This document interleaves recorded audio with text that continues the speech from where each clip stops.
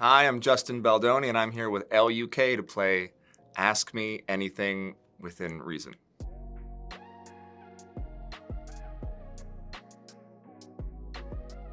Something you might not know about Blake is that she's not just an actor. She's so much more than that. She's a creative powerhouse.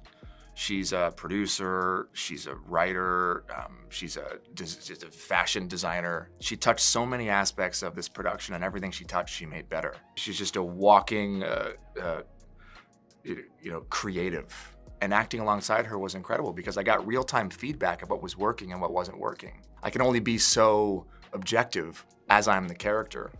So getting to act and play Ryle while she's playing Lily and seeing, oh, if I go too far in this direction, her performance changes in real time because she's so responsive and so reactive. It actually really helped me in the directing process, directing myself, because I had somebody who was just, it's like the difference between driving, maybe like a Toyota Camry, no offense to Toyota Camrys, or like a Ferrari. You're like acting with somebody who's like a Ferrari of an actor, and you move a little bit and then they respond. And it really was incredible just in terms of helping me craft the performance. I first read the book over 5 years ago. It was right as my first film, 5 Feet Apart, was coming out. I didn't know what to expect. I didn't know what the book was about. And I just was sucked in right at the beginning. And by the end, I was just in tears, sobbing, like snot coming out of my nose. My wife looks over to me like, "Are you okay?" I was so touched. I was so moved by Lily's story.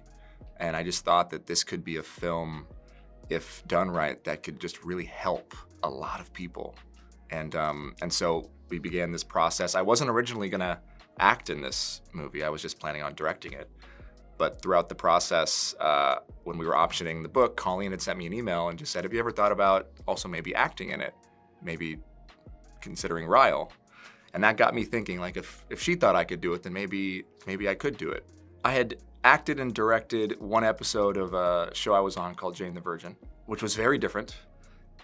Look, it's very challenging to act and direct, especially with a project like this. There was a lot of pressure, playing such a complex role like Ryle. And of course, as a filmmaker, you're navigating personalities. There's all these things that happen every day on set. There's always friction that happens when you make a movie like this. And then at the end of the day, it's that friction, I believe, that creates the beautiful art. I think the most important aspect of Ryle I wanted to get across was his humanity, in the sense that in order for this film to work as a film and not as a book, because we have to separate the two, in order for this to work as a film, you have to believe and understand what Lily saw in him.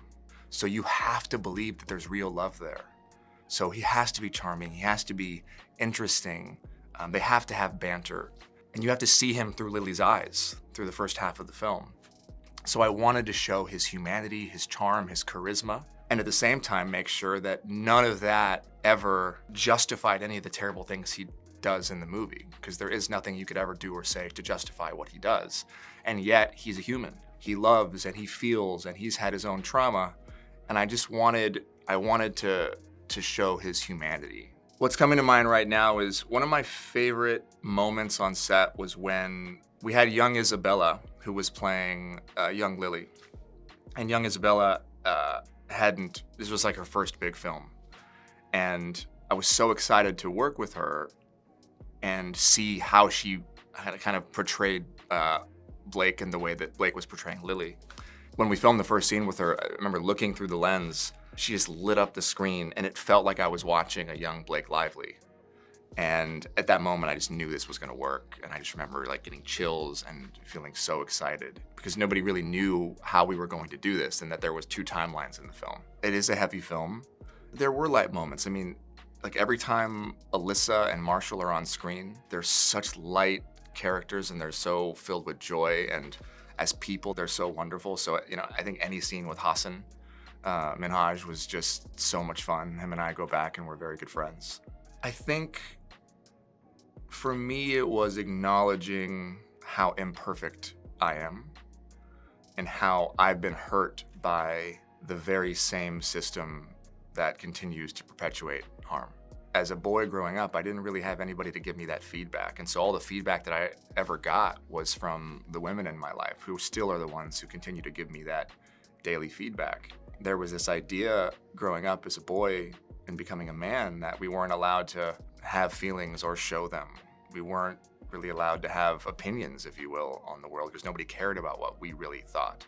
We weren't allowed to emote and to cry and to be filled with joy. We almost had to always, we had to almost be robotic in so many ways. And myself and so many men, I just believe, have been suffering and in pain for so long because we are so much more than that. Thank you so much for watching.